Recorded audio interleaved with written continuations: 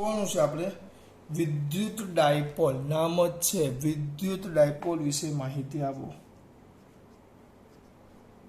વિદ્યુત ડાયપોલ આપણો ટોપિક જ છે. વિદ્યુત ડાયપોલ નામ જ છે. ડાય એટલે બેટા બે, અને પોલ એટલે ડાય એટલે બે, સાચી વાત. પણ પોલ એટલે ધ્રુવો. હા, તો એને વિદ્યુત ડાયપોલ એટલે શું થાય ધ્યાન આપો. ઓકે વિદ્યુત ડાયપોલ તો બે ધ્રુવો એટલે આપણે ધન ધ્રુવ ને ઋણ ધ્રુવ એમ લેવાનું છે. ઉત્તર ધ્રુવ દક્ષિણ ધ્રુવ નથી લેવાનું, એ ચુંબકમાં આવે ઉત્તર દક્ષિણ. આપણે તો ધન ધ્રુવ ને ઋણ ધ્રુવ લેવાનું. એટલે અહીંયા આવશે પ્લસ ક્યુ અને આ બાજુ આવે માઇનસ ક્યુ. જે બંને આ બે વીજભાર છે, પ્લસ ક્યુ છે ને એક માઇનસ ક્યુ છે. એટલે ટૂંકમાં એક ધન વીજભાર છે અને એક ઋણ વીજભાર છે. આમ બે વીજભારો બાજુમાં મૂક્યા છે. બંને વચ્ચેનું અંતર ચોક્કસ અંતર છે. પણ એ લોકોએ અંતરને કંઈક નામ આપ્યું છે. અહીંયા 2a. સર એ લખીએ તો, સર એક્સ લખીએ તો, સર વાય લખીએ તો, સર ઝેડ લખીએ તો, સર ફલાણું. અરે તમારે જે લખવું એ લખો, પણ એ લોકોએ 2a લખ્યું છે તો આપણે 2a જ લખવાનું. સર આમ થોડું ચાલે બેટા. એનું રીઝન છે કારણ કે એના પછીના કેટલાક સૂત્ર એ લોકોએ જે મેળવા છે ને એ સૂત્રમાં પછી લોચા પડે, કારણ કે એ લોકોએ 2a અંતર લઈને મેળવેલા છે. પછી તમે સૂત્ર ખોટા પડે. એટલે આપણે યાદ રાખવાનું, પ્લસ અને માઇનસ બે વિદ્યુત ભાર છે, એના વચ્ચેના ચોક્કસ અંતરને આપણે 2a કહેશું. કેટલીક વાર અંતર એલ પણ લખીને આપે ત્યારે યાદ રાખવાનું કે અંતર એલ આપેલું છે. અત્યારે બંને વચ્ચેના અંતરને આપણે સૂત્ર તરીકે શું લેશું? 2a. આપણે સૂત્ર તરીકે શું લેશું? 2a. યાદ રાખજો, સૂત્ર તરીકે શું લેશું? 2a. તો આના પરથી વ્યાખ્યા આવે વિદ્યુત ડાયપોલની. એકબીજાથી, મોસ્ટ ટાઈમ સવાલ છે. શું બેટા? ચાલો તેને આવો. હવે આવે આમાં જોજો ખાસ. તો એકબીજાથી આ ધન ને ઋણ એકબીજાથી પરિમિત અંતરે રહેલા, એકબીજાથી પરિમિત એટલે ચોક્કસ.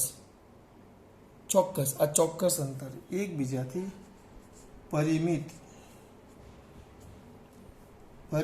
અંતરે રહેલા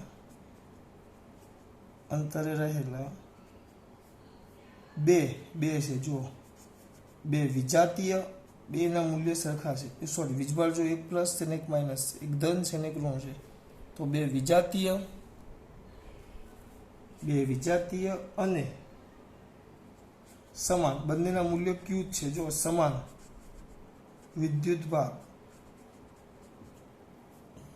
વિદ્યુત ભારોના તંત્રને એકબીજાથી પરિમિત અંતરે રહેલા બે વિજાતીય, એકબીજાથી ચોક્કસ અંતરે આવેલા બે વિજાતીય અને સમાન વિદ્યુત ભારોના તંત્રને એ લોકોએ વિદ્યુત ડાયપોલ કીધું. વિદ્યુત ડાયપોલ.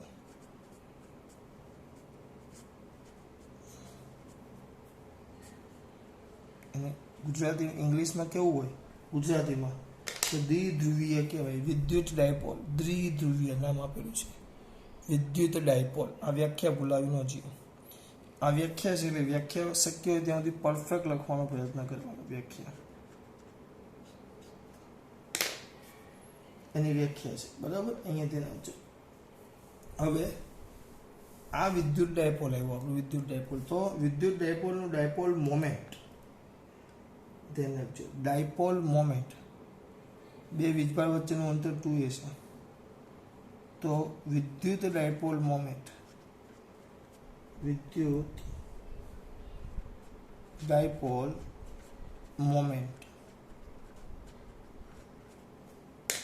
તો એને વિદ્યુત ડાયપોલ મોમેન્ટ કહેવાય. વિદ્યુત ડાયપોલ મોમેન્ટ દ્વિધ્રુવીય ચાક માત્રા, દ્વિધ્રુવીય વિદ્યુત ડાયપોલ મોમેન્ટ, બરાબર? તો એને ધ્યાન રાખજો. મોમેન્ટ તો એનું સૂત્ર યાદ રાખવાનું. એ કઈ જ નહીં, વિદ્યુત ડાયપોલ મોમેન્ટને P વડે દર્શાવાય. P વડે. તો P ઇઝ ઇક્વલ ટુ બંને વચ્ચેનું અંતર એટલે 2a × Q ધન વીજભારનો મૂલ્ય. 2AQ યાદ રાખવાનું. ડાયપોલ મોમેન્ટ P બરાબર 2AQ. આ જે તમારે છે એ અદિશ સ્વરૂપે છે, અદિશ. પણ જો તમારે આને સદિશ લખવું હોય, સદિશ, તો સદિશ સ્વરૂપમાં કંઈ જ નહીં. ડાયપોલ મોમેન્ટ સદિશ આવે તો એનો વેક્ટર P થઈ જાય બરાબર 2 વેક્ટર એ, આ સદિશ 2 વેક્ટર એ લેવાનું ઇન્ટુ Q. Q તો વિદ્યુતભારનું મૂલ્ય છે તો અદિશ છે. તો અદિશ સ્વરૂપે લખો તો P બરાબર 2AQ. પણ સદિશ સ્વરૂપે લખો તો વેક્ટર P બરાબર 2 વેક્ટર એ ઇન્ટુ Q. 2 વેક્ટર એ ઇન્ટુ Q. આ ધ્યાન રાખજો, 2 વેક્ટર એ ઇન્ટુ Q બરાબર, 2 વેક્ટર એ ઇન્ટુ Q. આપણે મોટે ભાગે આની જ વાત કરીશું. અથવા સદિશ હશે તો એ લોકો I કેરેટ J કેરેટ કિંમત આપેલી હશે. આ વિદ્યુત ડાયપોલ મોમેન્ટ તરત જ મારા છોકરા આવો લખે પછી બે મુદ્દા યાદ આવી જાય તરત. એકમ, એકમ. અહીંયા તમારે લખવું હોય આ 2A. 2A શું છે? અહીંયા આકૃતિમાં દોરેલું જ છે આપણે. અહીંયા તમારે લખવું હોય તો લખાય જ્યાં 2A. હા લખું. જ્યાં 2A બરાબર બે વીજભારો વચ્ચેનું અંતર, બે વિદ્યુત ભારો લખી દેવું. બે વિદ્યુત ભારો વચ્ચેનું અંતર ખોટો ગીચડો થઈ ગયો 2A. અને Q શું છે? ધન વીજભારનું મૂલ્ય, ધન વિદ્યુત ભારનું મૂલ્ય. આ ધ્યાન રાખજો. જ્યાં અહીંયા નીચે લખજો, અહીંયા કરીને જ્યાં લખજો. મારાથી લખાઈ ગયું એટલે ચેક નથી કરતો એટલે સાઈડમાં લખી નાખું. જુઓ એકમ, એનું એકમ 2A શું છે? 2A અંતર Q વિદ્યુત ભાર. તો એનું એકમ શું થાય? હા, coulomb into cm, coulomb into meter. Very good. Coulomb into તો બોલો કુલમ મીટર. હાલ ભાઈ, કુલમ મીટર એકમ. પછી એનું પારિમાણિક સૂત્ર એકમ આવ્યું. પારિમાણિક સૂત્ર m0 L1, m નું આવે L1, c નું આવે A1 T1. આમ તો T1 A1 લખવાનું તો પણ વાંધો નહીં, A1 T1 એનું પારિમાણિક સૂત્ર આવ્યું. પછી અહીંયા એક વસ્તુની દિશાની વાત કરીએ. દિશા ધ્યાન રાખજો, બધો આનો દરેક મુદ્દો એક વ્યાખ્યા છે. એની દિશાની વાત કરીએ. દિશા, તો દિશામાં શું આવે? તો જો વિદ્યુત ક્ષેત્ર આપણે ભણી ગયા. વિદ્યુત ક્ષેત્ર ક્યાં હતું? ક્યાંથી નીકળતું ક્યાં અંત પામતું વિદ્યુત ક્ષેત્ર આપણે ભણી ગયા. ઓકે, ચલો. તો આમાં યાદ રાખજો, જો વિદ્યુત ક્ષેત્રની દિશા પૂછે તમને, એમાં તમને એમ કે ભાઈ વિદ્યુત ક્ષેત્રની દિશા, તો વિદ્યુત ક્ષેત્રની દિશા ધન વિદ્યુત ભારથી ઋણ વિદ્યુત ભાર તરફ. ધ્યાન રાખજો, એની દિશા ધન વીજભારથી ઋણ વિદ્યુત ભાર તરફ હોય ક્ષેત્ર. પણ વિદ્યુત ડાયપોલ મોમેન્ટ ની દિશા ધ્યાન રાખજો, આકૃતિમાં દોરીશમાં તે લખી નાખું, એ ઋણ વિદ્યુત ભારથી ધન વિદ્યુત ભાર તરફ હોય. આ કક્કો શીખવો છે બેટા. એટલે આવું એ લોકોએ કીધું છે એટલે આપણે યાદ રાખવાનું હોય. ક્યાં ક્ષેત્ર પૂછે તો ક્યાં હોય? ક્ષેત્ર પૂછે તો વિદ્યુત ક્ષેત્ર આમ ધનથી ઋણ તરફ. વિદ્યુત ક્ષેત્ર પૂછે તો ક્યાં? ધનથી ઋણ તરફ. અને ડાયપોલ મોમેન્ટ પૂછે તો આમ ઊંધું, ઋણથી ધન તરફ. આ મારા દીકરાઓને 110% યાદ હોવું જોઈએ. એમાં કોઈ પણ મુદ્દો ભૂલાય ચાલે નહીં. ગમે ત્યારે ઊંઘમાંથી ઉઠીને પૂછવામાં આવે એટલે આ વસ્તુ યાદ રહેવું જ જોઈએ. આમાં નહીં ચાલે બેટા, જરાક પણ નહીં ચાલે. શું પહેલો મુદ્દો યાદ રહ્યો આટલું? તો ચલો, બે એકબીજાથી સમાન અંતરે આવેલા વિજાતીય મૂલ્ય, બે વિજાતીય વીજભાર અને સમાન મૂલ્ય ધરાવતા વીજભારોના તંત્ર વડે વિદ્યુતભારના તંત્રને વિદ્યુત ડાયપોલ કહેવાય. વિદ્યુત ડાયપોલ મોમેન્ટ P બરાબર 2AQ. વેક્ટર સ્વરૂપે લખો તો 2 વેક્ટર A ઇન્ટુ Q બરાબર. પછી આ અદિશ છે, સદિશ સ્વરૂપે છે. આ તો લખી નાખ્યું. 2A બંને વચ્ચેનો અંતરને Q એ ધન વીજભારનું મૂલ્ય. એકમ coulomb into meter. Coulomb meter આ એટલે m0 L1 A1 T1 આવી ગયું. દિશા ક્ષેત્રની દિશા પૂછે તો ધનથી ઋણ તરફ. આ યાદ રહેવું જોઈએ. विद्युत क्षेत्र क्या आवे धन थी ऋण तरफ, धन थी ऋण तरफ, पण विद्युत डायपोल मोमेंट क्या आवे ऋण थी धन तरफ, डायपोल मोमेंट क्या आवे ऋण थी धन तरफ। आ भूलावू न જોઈએ, અહીંયા સુધી પહોંચી ગયા આપણે। આપણો દરેક મુદ્દો એક નાનો એમસીક્યુ છે, બરાબર। હજી પૈતું હજી થોડુંક છે હજી થોડુંક છે। શું છે સર થોડાકમાં કે અહીંયા જો આ ડાયપોલ હતો આપણો, આ જે બાકી હોય ટોપિક પતશે પછી રજા મળશે, ઉતાવળ હોય તો ચાલ્યા જજો, બરાબર। અહીંયા ધ્યાન આપજો, આ પ્લસ ક્યુ માઇનસ ક્યુ છે, સમજો। હું કહેતો તો હું ભૂલાઈ નાખ્યું, તમે યાર મગજમાંથી ઉતરી ગયું। હા, આનો ટોટલ સરવાળો કેટલો થાય? ટોટલ સરવાળો કુલ વિદ્યુત ભાર કેટલો થાય? વિદ્યુત ડાયપોલ છે આ, તેનો મુદ્દો અહીંયા લખું તો વિદ્યુત ડાયપોલનો કુલ વિદ્યુત ભાર કેટલો થાય? નાના છોકરાને આવડે યાર, કુલ વિદ્યુત ભાર બોલો કોઈ, ચલો। ક્યુ બરાબર બંનેનો સરવાળો પ્લસ ક્યુ માઇનસ ક્યુ, તો કુલ વીજભાર કેટલો થઈ ગયો? 0। કેમ? બે સમાન વીજભાર છે અને વિજાતીય છે, બે સમાન છે અને વિજાતીય છે, એટલે કુલ વીજભાર એનો કેટલો થવાનો? 0। કુલ વીજભાર એનો 0 થવાનો બેટા। અહીંયા ધ્યાન, હું બોલું છું એટલે એનો વિદ્યુત ભાર, વિદ્યુત ભાર, હું વિદ્યુત ભાર, વિદ્યુત ભાર નહીં, એનો કુલ વીજભાર, વિદ્યુત ડાયપોલનો કુલ વીજભાર 0 થાય, ધ્યાન રાખજો, કુલ વીજભાર ક્યુ 0 થાય, બરાબર। કારણ કે જેટલા પ્લસ એટલા ઋણ, અને આના કોઈ પણ બિંદુ આગળ વિદ્યુત ક્ષેત્ર કેટલું થાય? ચલો અહીંયા એનું કોઈ પણ બિંદુ આગળ લે તો એનું વિદ્યુત ક્ષેત્ર કેટલું થાય? આનું વિદ્યુત ક્ષેત્ર 0 થાય એમ પૂછું છું તમને। આ પ્લસ ને માઇનસ છે તો આને વચ્ચે કોઈ પણ બિંદુ આગળ વિદ્યુત ક્ષેત્ર 0 થાય એવું હું તમને પૂછું છું। ઓકે, ચલો જોઈએ કેમ ન થાય। જો અહીંયા કોઈ પણ એક બિંદુ લઈ લો, અહીંયા લીધું આમે બિંદુ પી, બરોબર, મધ્ય ભાગમાં પી લ્યું, તો આ જે ધન છે, ધનનું વિદ્યુત ક્ષેત્ર ક્યાં છે? 12 તરફ। અહીંયાથી 12 એટલે આમ એનાથી દૂર જ જાય 12 તરફ, આ ઈ પ્લસ, અને માઇનસનું વિદ્યુત ક્ષેત્ર ક્યાં જાય? માઇનસનું વિદ્યુત ક્ષેત્ર અંદર, એટલે ધનમાં દૂર લઈ જવાનું, એ બિંદુથી તીર દૂર લઈ જવાના, અને ઋણમાં ઋણ તરફ લઈ જવાના, એટલે આ બાજુ આવે, માઇનસનો આ બાજુ આવે।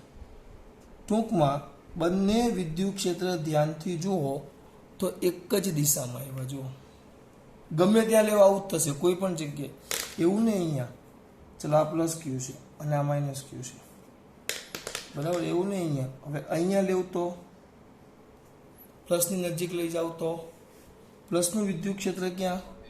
પ્લસનું ક્યાં? 12 તરફ જ જાય, પણ મોટું થશે, મૂલ્ય મોટું થશે, કારણ કે નજીક છે એટલે પ્લસની, અને માઇનસથી દૂર છે એટલે માઇનસનું ક્યાં જાય? અંદર તરફ, એટલે એની બાજુ, પણ એ નાનું આવશે। પણ ટૂંકમાં તમે જોશો તો બંને છે તો એક જ દિશામાં, એટલે કોઈ પણ બિંદુ પસંદ કરશો વિદ્યુત ક્ષેત્ર કદી પણ 0 થાય નહીં, આ ધ્યાન રાખજો।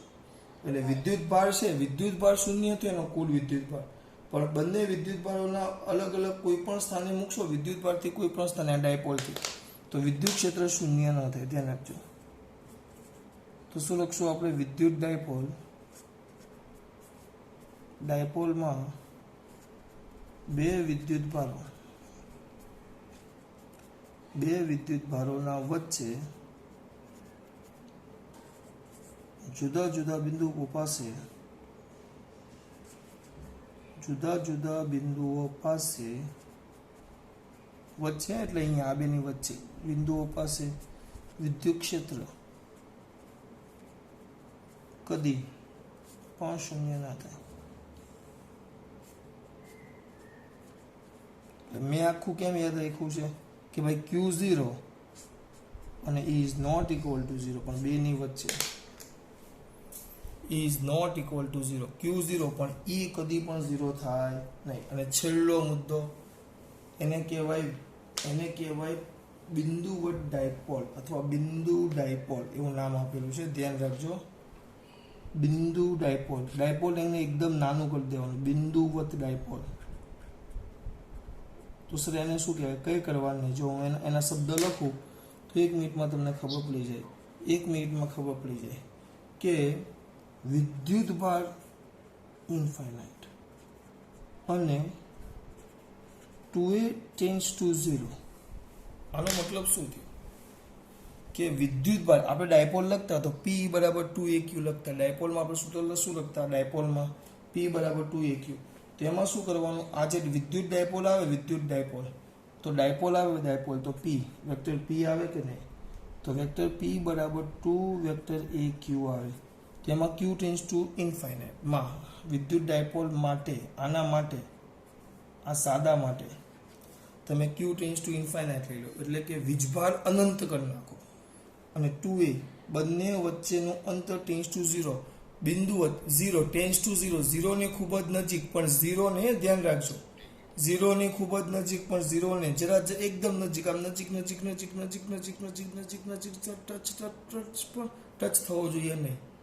એપ્રોક્સિમેટલી 0 તમારા શબ્દમાં કેવું હોય તો તમને બિંદુવત ડાયપોલ મળે. વિદ્યુત ડાયપોલ હોય તો વિદ્યુત ડાયપોલમાં q ટેન્ડ્સ ટુ ઇન્ફાઇનાઇટ અહીંયા લખી નાખું કે વિદ્યુત ડાયપોલમાં